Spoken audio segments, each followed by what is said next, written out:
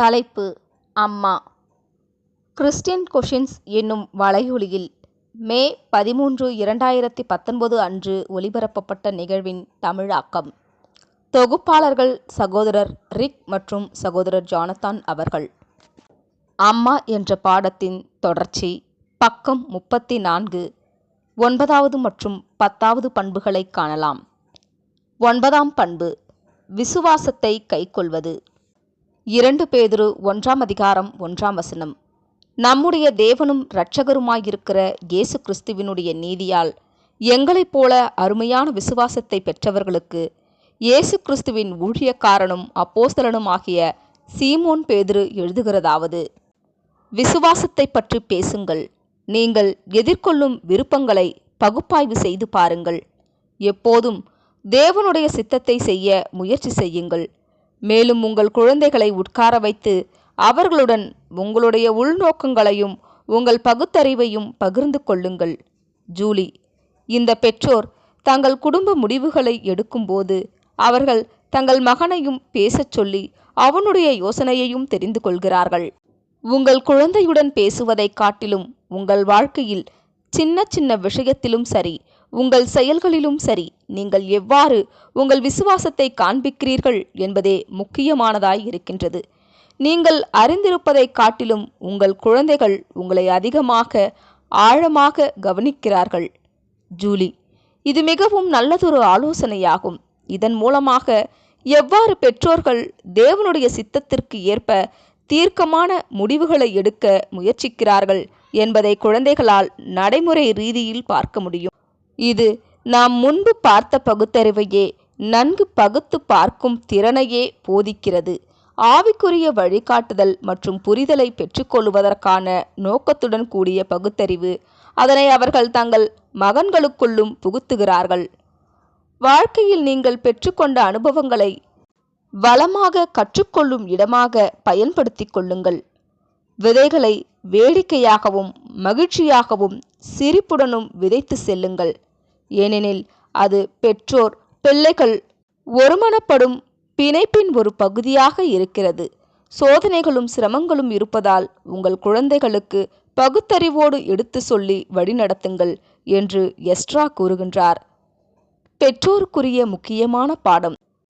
ஒரு பெற்றோரின் விசுவாசம் தளர்ந்து போகலாம், ஆனால் அது அவர்களே தளர்ந்து விட்டதாக அர்த்தமாகாது.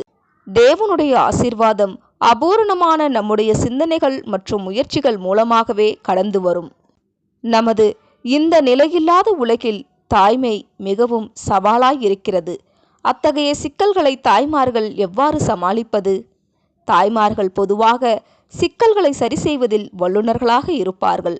ஆனால் நமது தற்போதைய சமுதாயத்திலும் ஒழுக்க நெறியிலும் ஏற்பட்டுள்ள தளர்ச்சியின் வீரியம் ஒரு விசேஷித்த சவாலை உருவாக்குகின்றது.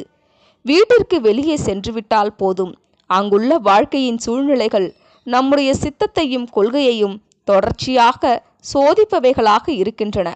இன்றைய காலகட்டத்தில் தேவபக்தியாக வாழ வேண்டுமெனில் அதற்கு ஒரு செயல் திட்டம் தேவைப்படுகின்றது. த்ரிஷ். ஆம், தாய்மை என்பது சவாலானதுதான். ஆம், அது கடினமானதுதான்.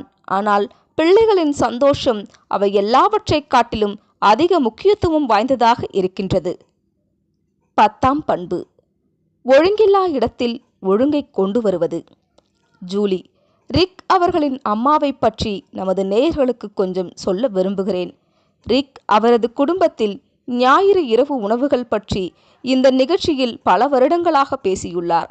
ரிக் சிறுவனாக இருந்ததிலிருந்து பல தசாப்தங்களாக ஒவ்வொரு ஞாயிற்றுக்கிழமையும் 4 தலைமுறையினர் ஒன்றாக சந்தித்து ஒன்றாக உணவு உண்பார்கள். அங்கே ரிக்கின் உடன் பிறந்தவர்கள், அவர்களது பிள்ளைகள், அந்த பிள்ளையின் பிள்ளைகள் என அனைவரும் காணப்படுவார்கள். அவரது தாயாகிய அன்னாமே ஒவ்வொரு வாரமும் அவர்கள் அனைவரையும் தனது வீட்டிற்கு அழைப்பார். ஜானத்தானும் எங்களுடைய கிறிஸ்டியன்ஸ் குழுவின் தன்னார்வலர்களில் சிலரும் நானும் அதில் பங்கேற்கும் வாய்ப்பு கிடைத்தது. அது பரபரப்பாக காணப்பட்டது. ஒவ்வொருவருக்கும் அவரவருக்குரிய வேலை இருந்தது. ஒரு நபர் கிளறுகினார், ஒரு நபர் தட்டுகளை வைத்து கொண்டிருந்தார், ஒரு நபர் மேசையை போட்டு கொண்டிருந்தார், மற்றொரு நபர் உணவை பரிமாறினார்.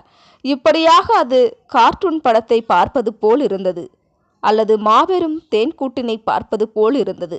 மேலும் நியமிக்கப்பட்ட நேரத்தில் எல்லோரும் அவரவர்க்குரிய மேஜையில் அமர்ந்தனர். அன்றைக்கு 20 பேர் இருந்தார்கள் என்று நினைக்கிறேன். அண்ணாமே அவர்கள் சிரித்த முகத்துடன் அந்த வாரம் என்ன நடந்தது என்பது பற்றி மற்றவர்கள் சொல்வதை கேட்டுக்கொண்டிருந்தார். அவர்கள் தங்கள் கடந்த காலம், அவர்களின் நிகழ்காலம் மற்றும் அவர்களின் எதிர்கால கனவுகள் பற்றி சொன்னார்கள். இளம் பிள்ளைகளுக்கும் 10 வயது பிள்ளைகளுக்கும் அது ஓர் இளைப்பாறுதலான இடமாக இருந்தது. நான் கதவு வழியாக நடந்து வெளியே வந்தபோது கதவுக்கு வெளியே பயணப் பைகளின் குவியல்கள் கிடந்தன. இப்படியாக அவர்களுடைய அனைத்து சுமைகளையும் சூழ்நிலைகளையும் வெளியே விடப்பட்டிருந்தன.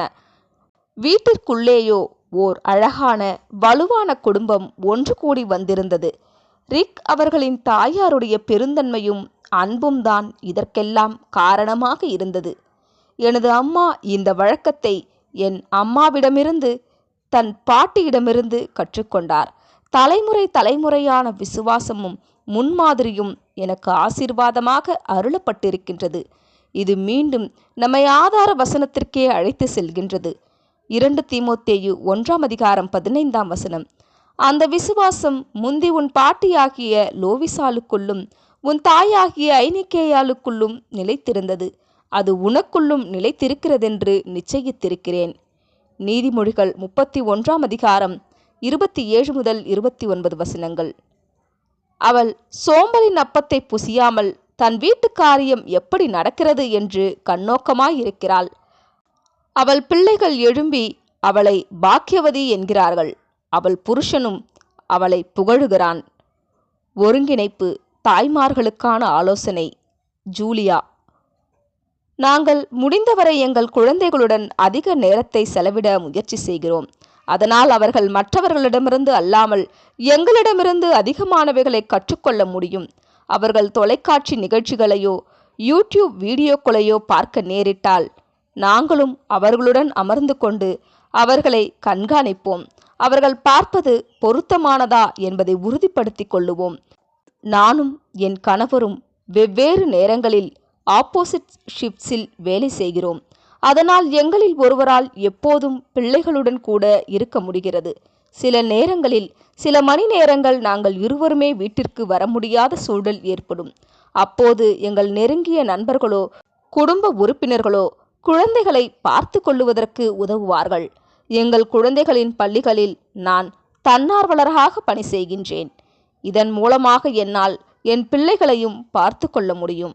மேலும் வீட்டை விட்டு வெளியே இருக்கும்போது யார் கூட அனுதினமும் பழகுகிறார்கள், நேரத்தை செலவிடுகிறார்கள் என்பதையும் என்னால் அறிந்து கொள்ள முடியும். நம்மில் எல்லோருக்கும் இந்த மாதிரி தனித்தனி ஷிப்டுகளில் வேலை செய்ய முடியாது, அல்லது அந்த நேரம் சார்ந்த சௌகரியத்தை பெற்றிருக்க முடியாது. நாம் நமக்கான கொள்கைகளை மனதில் வைத்துக்கொண்டு நம்முடைய சூழ்நிலைகளுக்கு ஏற்ப சிறந்ததை செய்வதற்கு முயற்சிக்க வேண்டும். தேவன் நம்முடைய முயற்சியை கண்டு நம்மை ஆசீர்வதிப்பார். ஜூலியாவின் கருத்துக்களை தொடர்ந்து கேட்கலாம் வாருங்கள். ஒரு குடும்பமாக எங்களால் முடிந்த வரைக்கும் ஒரு நாளினுடைய காலை, மதிய, இரவு உணவுகளை ஒன்றாக சாப்பிட முயற்சிக்கிறோம். நான் மாலையில் வேலை செய்வதால் நிச்சயமாக எங்களால் எப்போதும் ஒன்றாக இரவு உணவை சாப்பிட முடியாது.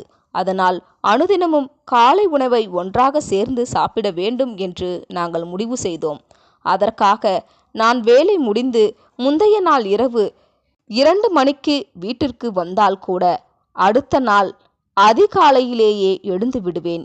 இப்படியாக நாங்கள் காலை உணவை ஒன்றாக சாப்பிட்டுவிட்டு எங்கள் நாளை தொடங்குவோம்.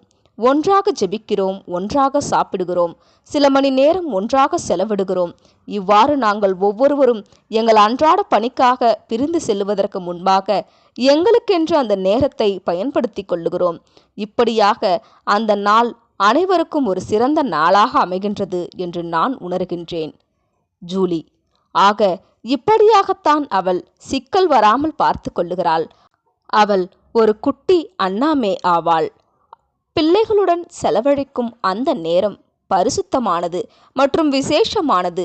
அவளுடைய குழந்தைகளுக்கும் அது பாதுகாப்பாகவும் அன்பாகவும் உணரும் தருணமாக இருக்கும். இது சீராக நடந்து வருகிறது, நடந்து வர வேண்டும். அவளுடைய குழந்தைகளுக்கு சமாதானத்தை கொடுப்பதற்கு இது ஓர் அழகிய வழியாகும். நம்மை சுற்றியுள்ள தாய்மார்களின் முயற்சியை உற்று கவனித்து அவர்களை உற்சாகப்படுத்த நினைவில் கொள்வோமாக. ஆமேன். இதனைத் தொடர்ந்து வரும் கடைசி பண்புகளான 11 மற்றும் 12வது பண்புகளை இதன் இறுதி பாகத்தில் காணலாம். ஆமேன்.